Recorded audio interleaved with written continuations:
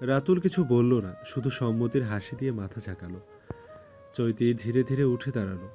একবার শেষবারের মতো কবরের উপর হাত বুলিয়ে নিল। বাবার মাটি, মায়ের মাটি, এই স্পর্শেই হয়তো এর একরকম শান্তি খুঁজে পেল। কিছুক্ষণ দাঁড়িয়ে রইল, তারপর ধীরে পেছনে ঘুরল। রাতুলের চোখে চোখ পড়তেই চোখ নামিয়ে নিল সে। রাতুল হাত বাড়িয়ে দিল। চৈতি কিছুক্ষণ তাকিয়ে রইল সে হাতের দিকে, যেন দ্বিধায় আছে। তারপর আস্তে করে হাতে হাত রাখলো। হাত শহরের আলো আঁধারির মাঝে হারিয়ে যেতে যেতে দুজন পাশাপাশি হাঁটতে লাগলো। গাড়িতে বসেও চৈতি নিস্তব্ধ। সারা পথ এক দৃষ্টিতে বাইরের দিকে তাকিয়েছিল, যেন জানালার বাইরে তাকিয়ে সে হারিয়ে গেছে অন্য অন্য কোনো ভুবনে। রাতুল গাড়ি চালাচ্ছিল ধীর গতিতে। তার এক হাত স্টিয়ারিংয়ে, অন্য হাত কনসোলে রাখা। মাঝে মাঝে এক ঝলক তাকিয়ে দেখছিল চৈতিকে।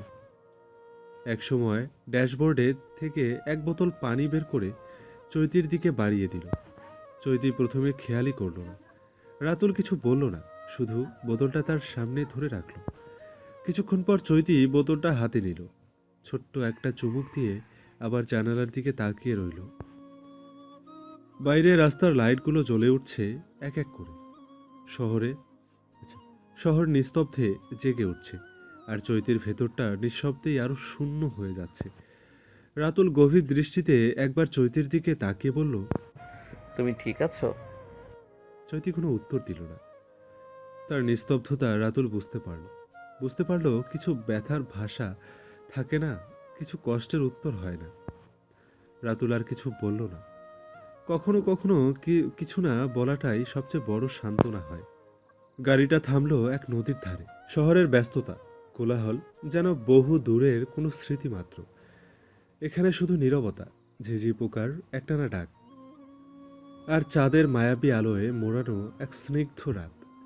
চারপাশ নিস্তব্ধ, শুধু মাঝে মধ্যে বাতাসের মৃদু শীষ ধরা শব্দ আর নদীর জলে লেগে যাওয়া ঢেউয়ের গুঞ্জন।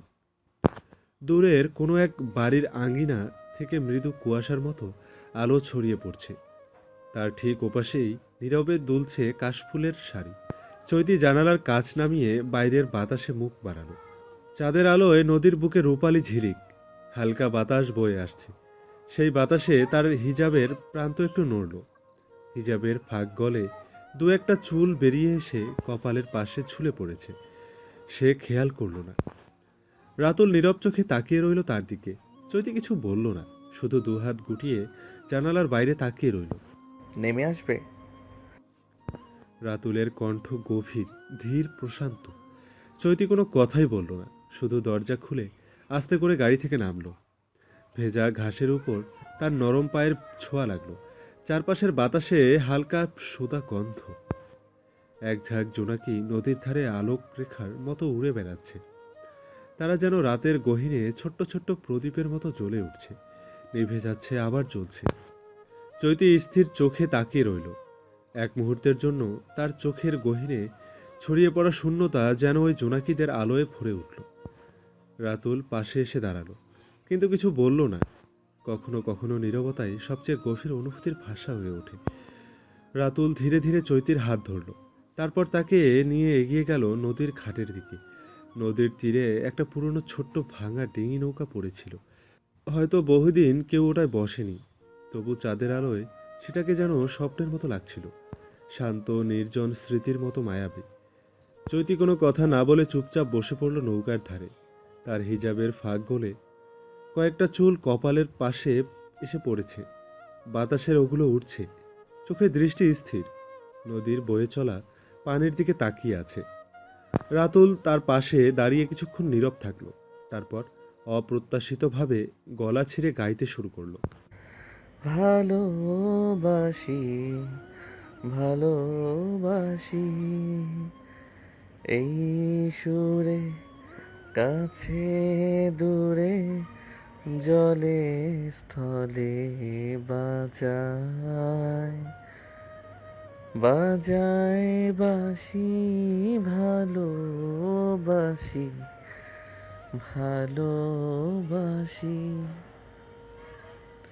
আকাশে কার বুকের মাঝে ব্যথা বাজে দিগন্তে কার কালো আখি, আখির জলে যায় ভাসি, ভালোবাসি, ভালোবাসি, ভালোবাসি। সেই সুরে সাগর কুলে বাঁধন খুলে অতল রোদন উঠে দোলে। সেই সুরে সাগর কুলে বাঁধন খুলে অতল রোদন উঠে দোলে। সেই সুরে বাজে মনে অকারণে ভুলে যাওয়া গানের বাণী, ভোলা দিনের কাঁদন, কাঁদন হাসি, ভালোবাসি, ভালোবাসি, ভালোবাসি, ভালোবাসি। এই সুরে কাছে দূরে জলে স্থলে বাজায়, বাজায় বাঁশি, ভালোবাসি, ভালোবাসি। তার কণ্ঠ গভীর, মৃদু, অথচ নদীর জলের মতো প্রবাহিত। চারপাশে ঝিঝি পোকার ডাক, নদীর ধীর স্রোতা ঢেউয়ের শব্দ, আর সেই সাথে রাতুলের কণ্ঠে রবীন্দ্রসঙ্গীত। সব মিলিয়ে মুহূর্তটা যেন সময়ের গহীনে আটকে গেল। চৈতি চুপচাপ শুনতে লাগলো, চোখের পলকও ফেলছিল না, যেন এই মুহূর্তটা সে প্রাণ ভরে গ্রহণ করছে, নিজের ভেতরে গেঁথে রাখছে। তার মনে হচ্ছিল এই গান, এই পরিবেশ, সবকিছু একে অপরের সঙ্গে মিলেমিশে একটি একক অনুভূতি তৈরি করছে, যা ভাঙা যাবে না। এক ঝাঁক জোনাকি এবার উড়ে এসে নৌকার চারপাশে আলোর রেখা টেনে নাচতে শুরু করলো। চাঁদের আলোয় নদীর বুকে চিকচিক করা জলকণা আর রাতুলের গাওয়া সুর এক অদ্ভুত আবেশ তৈরি করলো। সেই আবেশ যেন সময়ের সীমানা পেরিয়ে অতীতে ফিরে যাওয়ার মতো কিছু, যেখানে শুধু ভালোবাসা, শান্তি আর নীরবতা বিরাজমান ছিল। রাতুলের গাড়ি গ্রামের রাস্তা ছেড়ে শহরের পথে উঠল। রাস্তার দুই পাশে ফাঁকা জমি, দূরে দূরে কয়েকটা দোকানের আলো, টিমটিমে ঝলক, বাতাসে একটা অদ্ভুত চাপা গন্ধ, যেন কিছু একটা ঘটতে যাচ্ছে। চৈতি জানালার বাইরে তাকিয়েছিল। ওর মনের মধ্যে একটা অস্বস্তি হচ্ছিল, কিন্তু কারণটা ঠিক বুঝতে পারছিল না। রাতুল একদম চুপচাপ ড্রাইভ করছিল, তার চোখ সতর্ক, শরীর শক্ত হয়ে আছে। ঠিক তখনই একটা কালো মাইক্রোবাস আচমকা সামনে এসে দাঁড়ালো। পেছনে দ্রুত গতিতে কয়েকটা মোটরসাইকেল ছুটে এলো। চৈতির শ্বাস আটকে রাতুলের দিকে তাকালো। রাতুল কোনো কথা বলল না, শুধু একটা গভীর শ্বাস নিয়ে গাড়ি থামালো। বেল্ট লাগিয়ে রাখো। স্বর শক্ত দৃঢ়। তারপর দরজা খুলে নেমে গেল সে। চৈতির হাত আপনা আপনি কাঁপতে শুরু করলো। এই লোকগুলোর উদ্দেশ্য কি? চারপাশ থেকে মুখোশধারী লোকগুলো এগিয়ে এলো। একজন বন্দুক তুলতেই রাতুল ঝটকা মেরে তার হাত ধরে একটা মোচড় দিল। লোকটা চিৎকার করে বন্দুক ফেলে দিল। রাতুল কোনো সুযোগ দিল না, সামনের একজনকে ঘুষি মারল, পেছনের জনের কলার ধরে ছুঁড়ে ফেলল। কিন্তু লোকগুলো এত সহজে ছেড়ে দেওয়ার পাত্র না। পাশ থেকে আচমকা দুই দিক থেকে দুটো গুলি ছুটে এলো। একটি গিয়ে লাগলো রাতুলের হাতে, আরেকটা সোজা তার ডান পায়ে। চৈতি শিউরে উঠল। রাতুল এক হাঁটু মাটিতে ঠেকালো, ঠোঁট চেপে ধরল কষ্ট চেপে ধরে রাখার জন্য। চৈতি আর এক মুহূর্ত ভাবল না। সে দরজা খুলে বাইরে বেরিয়ে এলো। তার চোখের সামনে বন্দুকটা পড়ে আছে। সে কি পারবে? তার হাত কাঁপছিল, গলা শুকিয়ে গিয়েছিল। সে চোখ বন্ধ করল। রাতুল কিভাবে বন্দুক চালিয়েছিল মনে করার চেষ্টা করল, তারপর ধীরে ধীরে চোখ খুলল। বিসমিল্লাহ। চৈতি বন্দুক তুলে প্রথম গুলি চালালো সামনের লোকটার হাঁটুতে। লোকটা আর্তনাদ করে পড়ে গেল। চারপাশে মুহূর্তের জন্য স্তব্ধতা নেমে এলো। লোকগুলো চৈতির দিকে তাকিয়ে গেল। এই মেয়েটা গুলি চালাতে পারে? চৈতি দ্বিতীয় গুলি চালালো আরেকজনের পায়ে। একজন বন্দুক তুলতেই চৈতি তার হাতে গুলি চালালো। আরও দুজন সামনে আসতে চাইলে চৈতি সরাসরি তাদের পায়ের দিকে গুলি করল। চারপাশের লোকগুলো হতভম্ব হয়ে গেল। কেউ এমন আশা করেনি। চৈত রাতুল রাতুল ধীরে ধীরে উঠে দাঁড়ানোর চেষ্টা করলো। তার শরীর রক্তে ভিজে যাচ্ছে, কিন্তু চোখে যেন অন্য এক যুদ্ধের ঝলক। চৈতি দ্রুত ছুটে গিয়ে তাকে ধরল। রাতুল এবার কোনো কথা বলল না। চৈতি দরজা খুলে তাকে বসিয়ে দিল, তারপর স্টিয়ারিং হাতে নিল। গাড়ির অ্যাক্সিলেটরে চাপ দিতেই পেছন পড়ে রইল রক্তাক্ত মাঠ, ধোঁয়া আর আতঙ্কিত মুখগুলো। গাড়ির ভেতরে এক মুহূর্তের জন্য নীরবতা। চৈতি একবার পাশ ফিরে তাকালো। রাতুলের শরীর কাঁপছে, রক্ত ঝরছে, তার চোখে একরাশ যন্ত্রণা, কিন্তু কণ্ঠে কোনো শব্দ নেই। চৈতিও কিছু বলল না। এই লড়াই এখানেই শেষ না। গাড়ি ছুটে চলেছে। শহরের রাস্তায় উঠতে না উঠতেই বৃষ্টির ছোট ছোট ফোঁটা উইন্ডশিডে আছড়ে পড়তে শুরু করলো।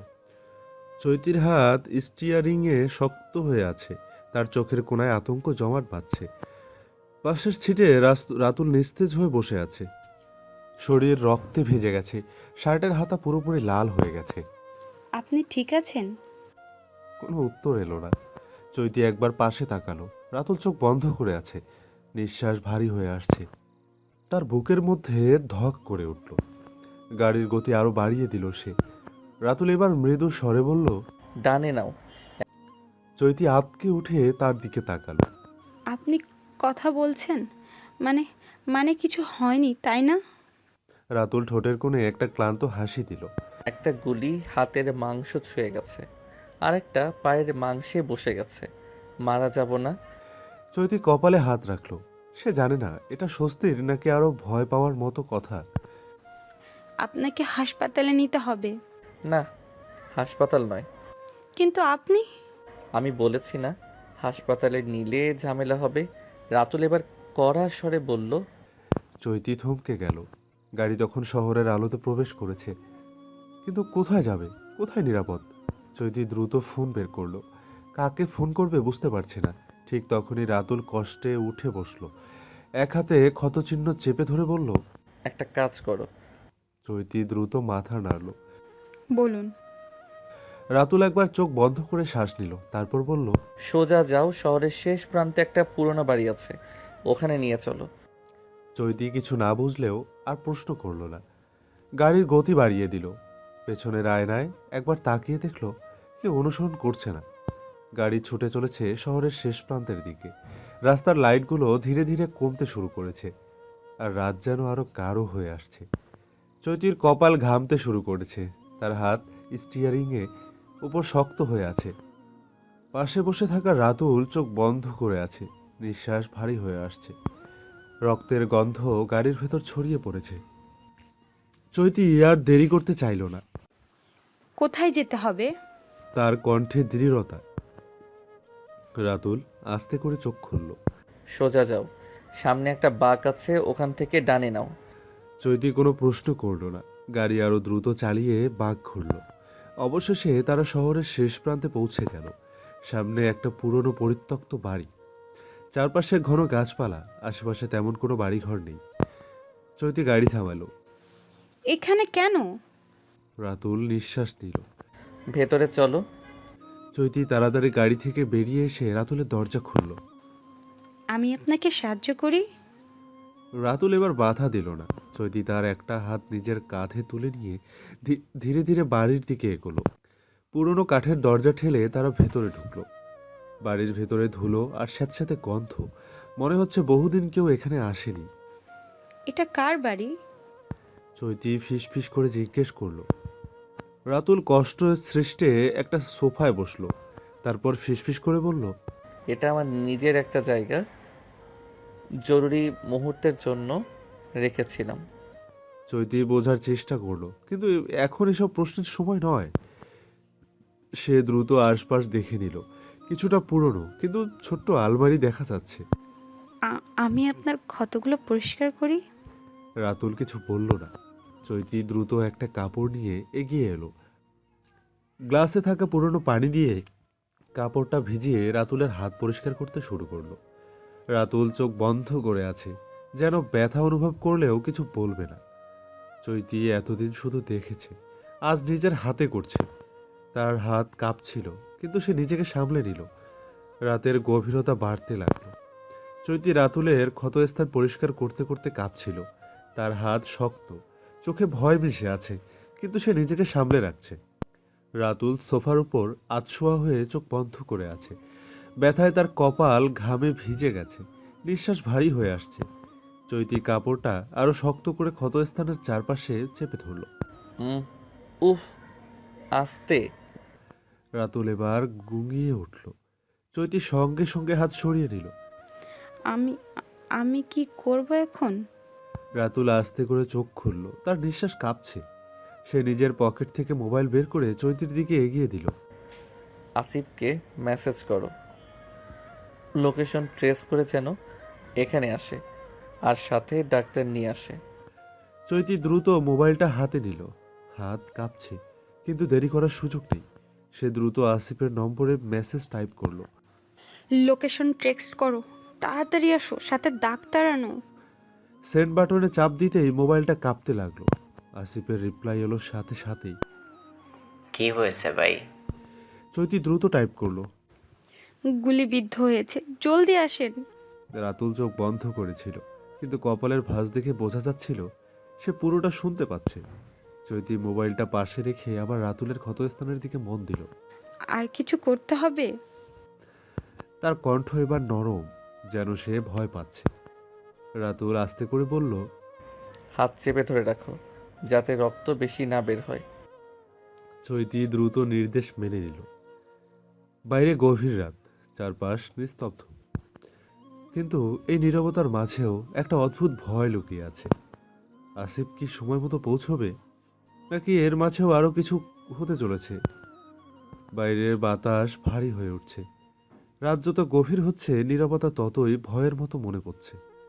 পুরনো বাড়ির ভেতর শুধু নিঃশ্বাসের একটা গভীর শব্দ, ভারী শ্বাস আর একটা উত্তেজনায় দ্রুত ওঠানামা করছে। চৈতির হাত শক্ত হয়ে আছে, রক্ত থামানোর জন্য কাপড় চেপে ধরে রেখেছে। তার চোখের পাতা কাঁপছে, ঠোঁট শুকিয়ে আসছে, কিন্তু সে দম নিল গভীরভাবে। রাতুল একদম চুপ, চোখ আধ খোলা, মাঝে মাঝে ব্যথায় কুকিয়ে উঠছে, কিন্তু কিছু বলছে না। চৈতি কিছুক্ষণ পর আস্তে করে বলল, আসিফ আসবে, তাই তো? রাতুল চোখ খুলল। কষ্ট হলেও ঠোঁটের কোণে এক চিলতে হাসি ফুটে উঠল। আসবে। ঠিক তখনই পুরনো কাঠের দরজার বাইরে একটা হালকা শব্দ হলো। চৈতি চমকে উঠে রাতুলের দিকে তাকালো। রাতুল চোখ খুলল, ফিসফিস করে বলল। লাইট বন্ধ করো। চৈতি দ্রুত উঠে গিয়ে লাইট বন্ধ করলো। পুরো ঘর মুহূর্তেই অন্ধকারে ডুবে গেল। শুধু জানালার ফাঁক দিয়ে আসা চাঁদের আলোয় রাতুলের মুখের ছায়া স্পষ্ট দেখা যাচ্ছে। বাইরে আবার শব্দ হলো, এবার একটু ভারী, যেন কারো পায়ের চাপ। চৈতির শ্বাস রুদ্ধ হয়ে আসছে। রাতুল হাত বাড়িয়ে আস্তে করে তার কবজি চেপে ধরল। শান্ত থাকো। চৈতি কোনো মতে মাথা নেড়েছে। ঠিক তখনই দরজায় ঠক ঠক আওয়াজ হলো। কেউ এসেছে, কিন্তু কে? চৈতি নিঃশব্দে রাতুলের পাশ ঘেঁষে দাঁড়ালো। তার কাঁধের ওপর রাতুলের রক্তমাখা হাত রাখা। দরজার ওপাশ থেকে কেউ ধীরে ধীরে বলল, ভাই দরজা খুলুন। আসিফ। চৈতি নিঃশব্দে রাতুলের পাশে দাঁড়ালো। কণ্ঠটা পরিচিত হলেও সন্দেহ কাটছে না। রাতুল আসিফের নম্বরে কল দিল। বাইরে থেকেই ফোনের রিংটোন বাজলো। রাতুল ধীরে বলল, দরজা খোলো। চৈতি দ্রুত দরজা খুলতেই দেখলো আসিফ আর এক ডক্টর দুজনেই কালো বোরখা পরে এসেছে। চৈতি বিস্মিত হয়ে তাকাতেই আসিফ দ্রুত মুখ খুলে বলল, ভাবি বেশি দেরি করা যাবে না, ডক্টর ভাইয়া আগে ভিতরে ঢুকুন। চৈতি দ্রুত সরে দাঁড়ালো, আর ডাক্তার ভিতরে ঢুকতেই দরজা আটকে দিল। আসিফ গভীরভাবে রাতুলের দিকে তাকিয়ে বলল, ভাই আপনার কি অবস্থা? রাতুল ঠোঁট শক্ত করে বলল, বেঁচে আছি, আপাতত এইটুকুই যথেষ্ট। ডাক্তার ইতিমধ্যেই ব্যাগ খুলে কাজ শুরু করে দিয়েছে। চৈতি আসিফের দিকে তাকিয়ে নিচু স্বরে বলল, আপনি আসতে পারছেন, এটাই সবচেয়ে বড় কথা।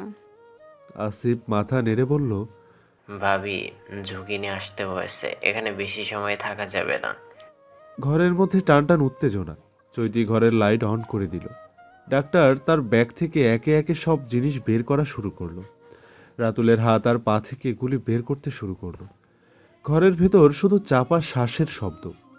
চৈতির নিঃশ্বাস বন্ধ করে রাতুলের পাশে বসে রইল। চোখের কোণে আতঙ্ক জমে আছে। আসিফ দরজার কাছে দাঁড়িয়ে বাইরে কান খাড়া করে রেখেছে। ঘরের পরিবেশ থমথমে, কেবল ডাক্তার নিঃশব্দে তার কাজ চালিয়ে যাচ্ছে। রাতুল ব্যথায় মাঝে মাঝে চোখ বন্ধ করছে, কিন্তু একটা শব্দ বের করছে না। চৈতি অসহায় দৃষ্টিতে তাকিয়ে রইল। ডাক্তার দ্রুত গজ আর ব্যান্ডেজ বের করে ক্ষতস্থান বাঁধতে শুরু করলো। রাতুল চোয়াল শক্ত করে শুয়ে থাকলো, যেন ব্যথা সহ্য করতে অভ্যস্ত। চৈতি পাশে এক দৃষ্টিতে দেখছে, তার হাত এখনো কাঁপছে, তবে সে নিজেকে সামলে নিয়েছে। ডাক্তার কাজ শেষ করে উঠে দাঁড়ালো। রক্তপাত আপাতত বন্ধ হয়েছে, তবে ওনাকে সম্পূর্ণ বিশ্রামে থাকতে হবে।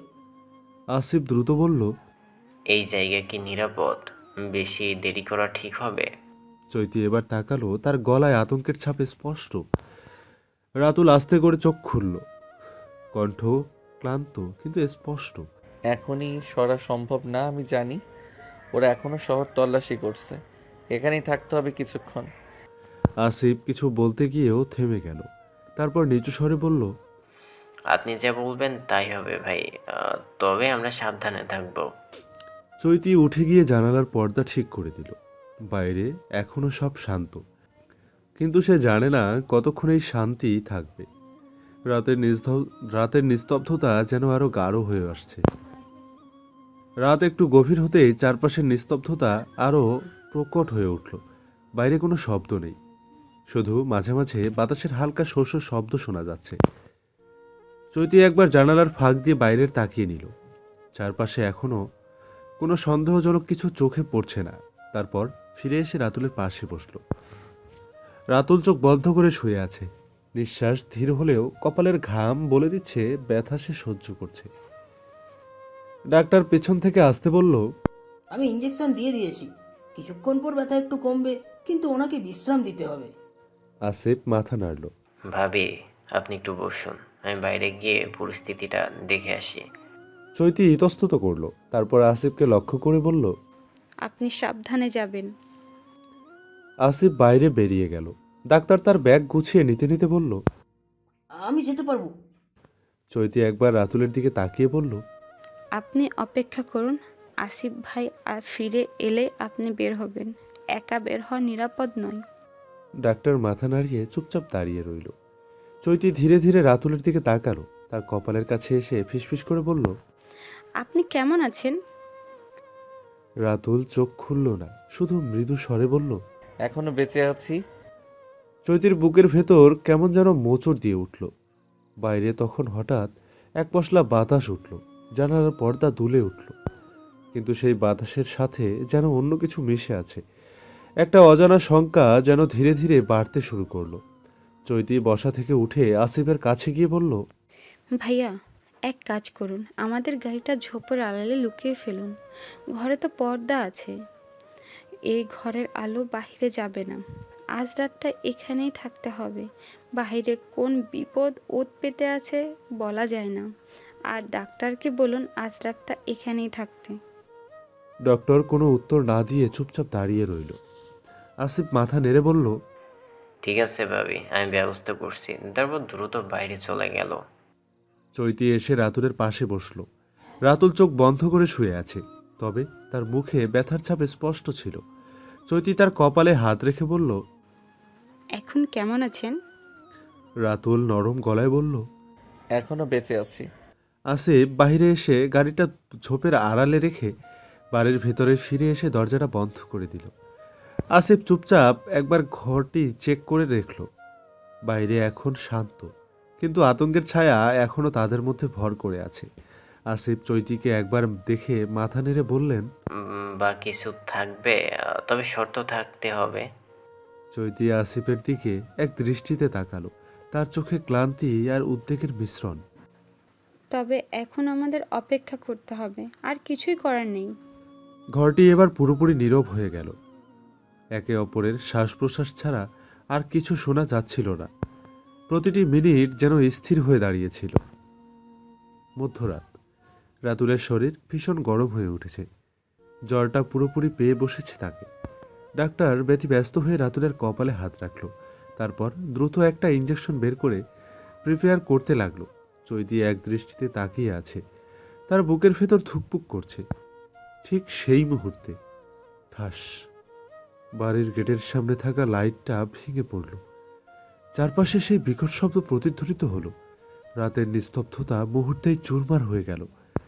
চৈতির মুখ ফ্যাকাশে হয়ে গেল। আসিফ সঙ্গে সঙ্গে উঠে দাঁড়ালো।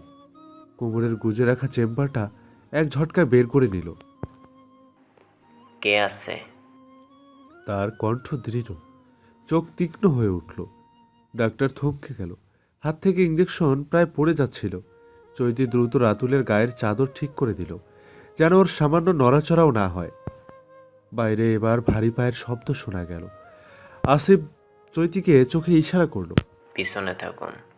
চৈতি নিঃশব্দে মাথা নাড়ল, কিন্তু তার চোখ আতঙ্কে স্থির। ঘরের বাতিটা নিভিয়ে দিল আসিফ।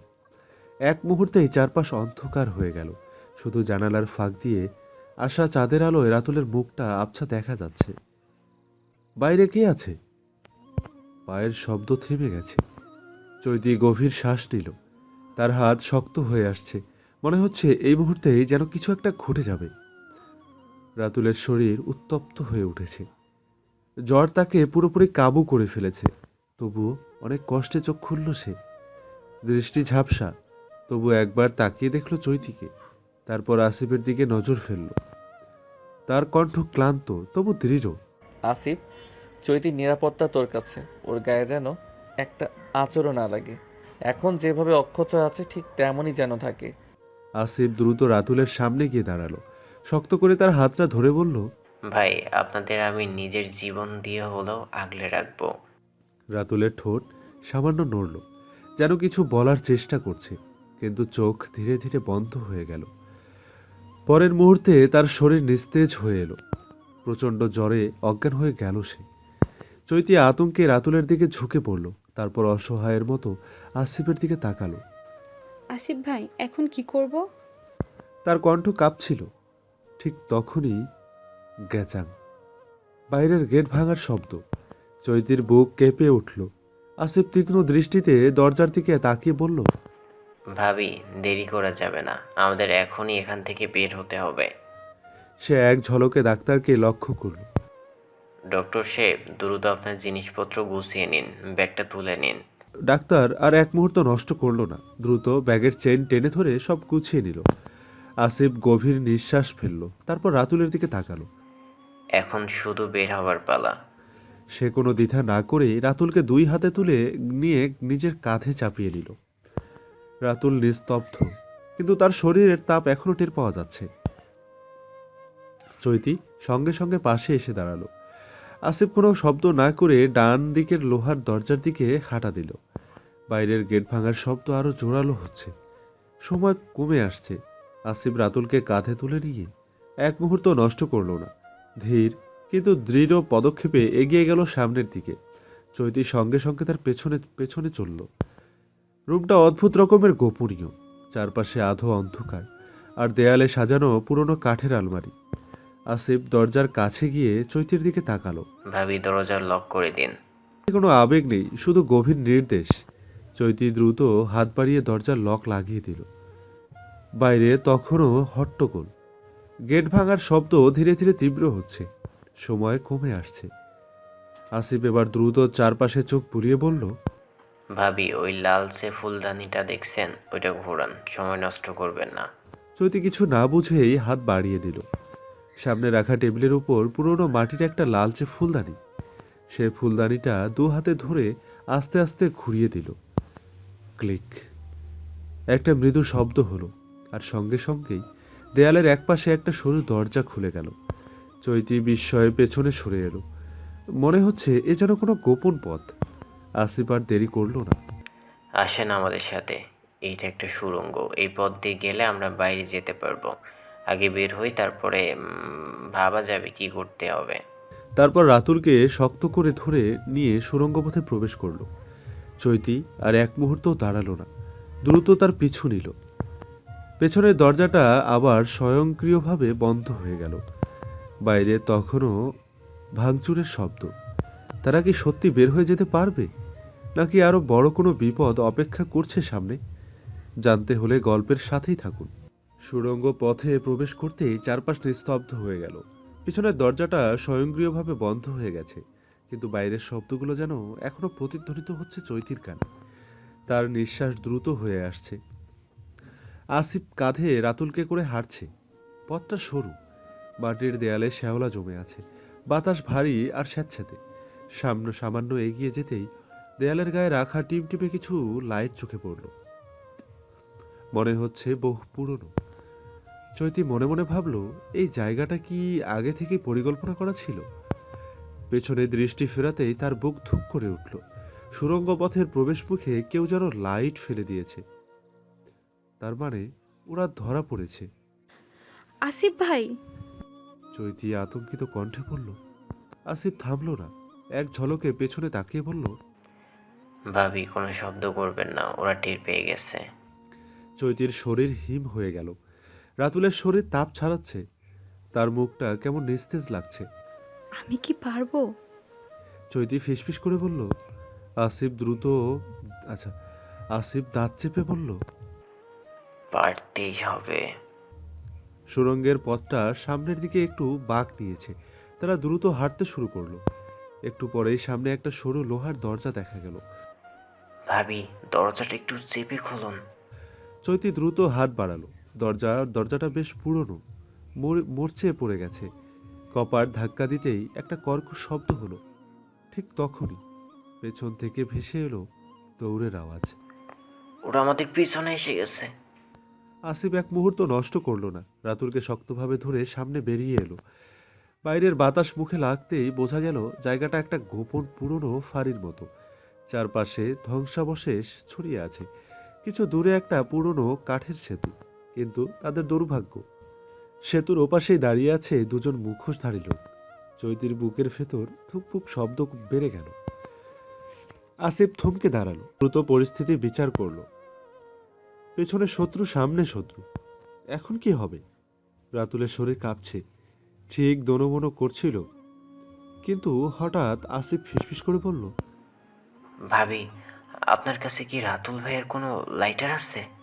চৈতি বুঝতে পারলো না কেন জিজ্ঞেস করছে, তবু হাতড়াতে গিয়ে পেল একটা ছোট লাইটার, যেন রাতুলের পকেটে ছিল।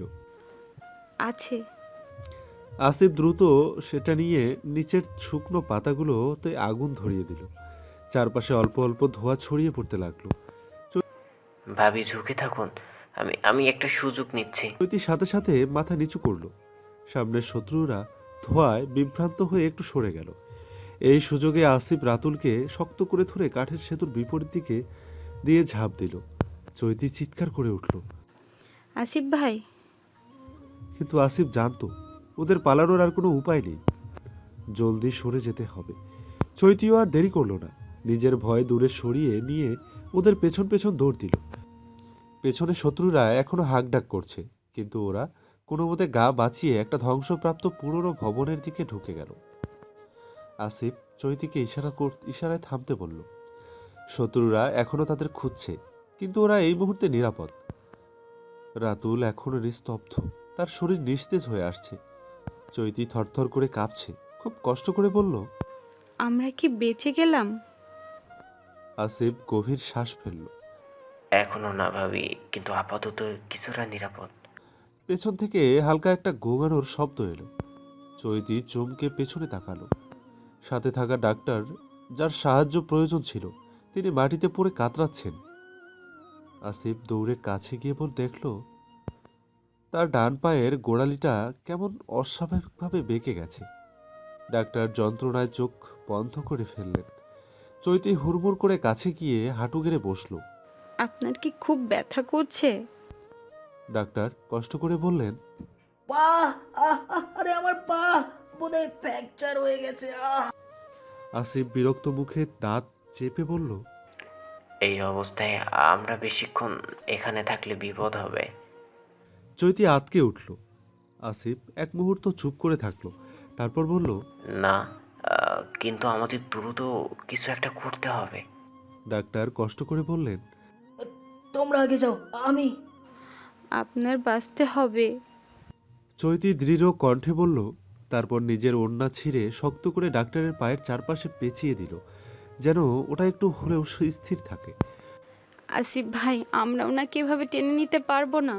আসিফ মাথা নাড়ল। কষ্ট হবে, কিন্তু করতে হবে। চৈতি রাতুলের দিকে তাকালো।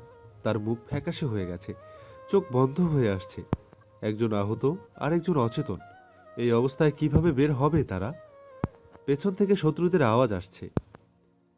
আসিফ শক্ত কণ্ঠে বলল, ভাবি, তো ধরুন, আমাদের এখনই বের হতে হবে।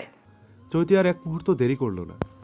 বাইরের দিকে ছুটে যেতে হবে, নয়তো সবাই শেষ। অন্ধকার সুড়ঙ্গপথের শেষ প্রান্তে এসে তারা সবাই এক মুহূর্তের জন্য থেমে গেল। চারপাশে এক ধরনের চাপা, ভারী বাতাস ভেসে আসছিল।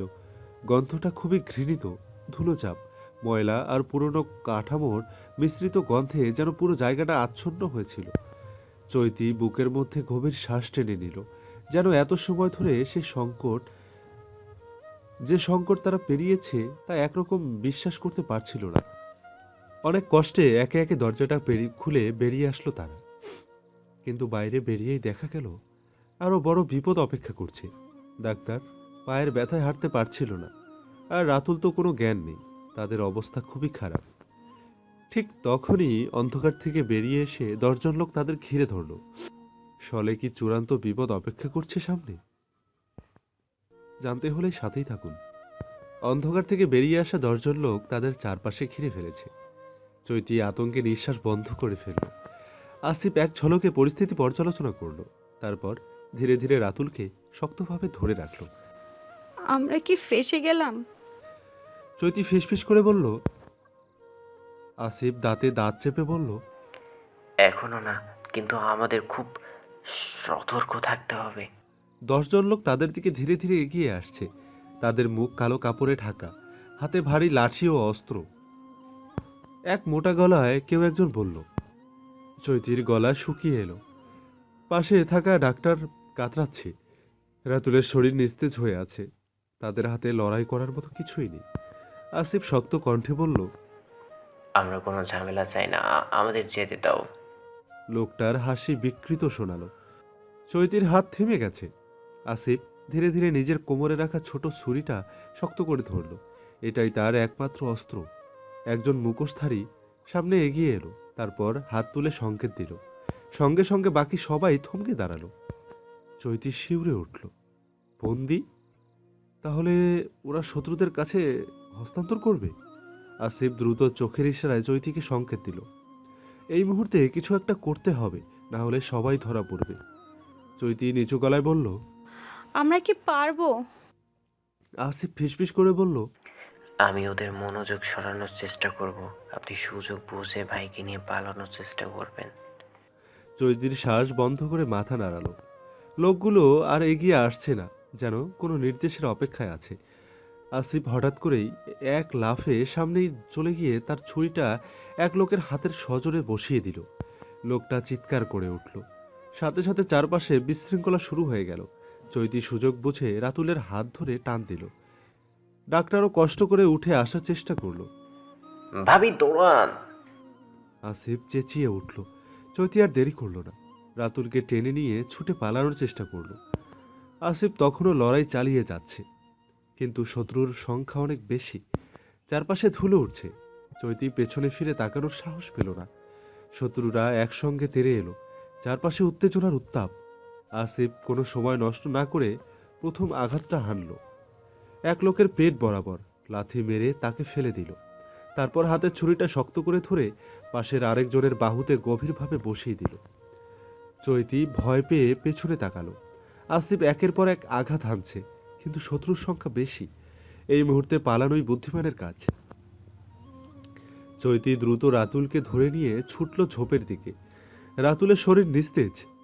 ওর ভারে চৈতির হাঁটু কাঁপছে, কিন্তু থামলে চলবে না। ভাবি, দেরি করবেন না, গাড়িতে ওঠেন। আসিফ চিৎকার করলো।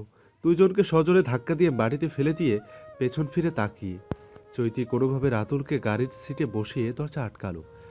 পেছন থেকে ডাক্তারও হাঁপাতে হাঁপাতে ছুটে এলো। আসিফ তখনও শত্রুদের সাথে লড়াই করছে। কয়েকজন আহত করে সে ডাক্তারকে ধরে নিয়ে ঝোপের দিকে দৌড় দিল। ওঠেন, দেরি করিয়েন না। চৈতি দরজা খুলে ডাক্তারকে টেনে তুলল। আসিফ লাফিয়ে উঠে ড্রাইভিং সিটে বসলো। সবাই শক্ত হয়ে বসো। পরক্ষণে ইঞ্জিন গর্জন করে উঠল, আর আসিফ পাগলের মতো স্টিয়ারিং ঘুরিয়ে গাড়ির স্পিড তুলে দিল। পিছন থেকে চিৎকার, বন্দুকের আওয়াজ শোনা যাচ্ছিল, কিন্তু আসিফ কারো কোনো তোয়াক্কা না করে সামনে দৃষ্টি স্থির রেখে দ্রুত গাড়ি চালিয়ে যেতে লাগলো। আমরা এখনও নিরাপদ নয়, আসিফ কঠিন স্বরে বলল। কিন্তু খুব দ্রুত এখান থেকে বেরিয়ে যেতে হবে। গাড়ি ধুলোর ঝড় তুলে রাতের অন্ধকারে মিলিয়ে গেল। গাড়ির ইঞ্জিন গর্জে উঠল। আসিফ পাগলের মতো স্টিয়ারিং ধরল। চারপাশে ধুলো উঠতে থাকলো। শত্রুরা পিছু নেওয়ার চেষ্টা করলেও গাড়ির গতির কাছে তারা হাল ছেড়ে দিল। চৈতি পেছনে ফিরে তাকিয়ে দেখল রাতুলের চোখ আধখোলা, নিঃশ্বাস ভারী। ডাক্তার দ্রুত তার নাড়ি পরীক্ষা করলো। রক্তক্ষরণ বন্ধ করতে হবে, বেশি দেরি হলে ওর অবস্থা খারাপ হতে পারে। ডাক্তার উদ্বিগ্ন কণ্ঠে বলল। আর একটু ধৈর্য ধরো, আমরা এখনও নিরাপদ জায়গায় পৌঁছাইনি। আসিফ ঠোঁট চেপে বলল। গতি আরো বাড়িয়ে দিল। চৈতি রাতুলের হাত ধরে শক্ত করে বসে রইল। আসিফ অন্ধকার রাস্তা এগিয়ে চলল। সামনে কোথাও যেতে হবে সেটা ঠিক করার চেষ্টা করছে। আমাদের কোথাও যেতে হবে।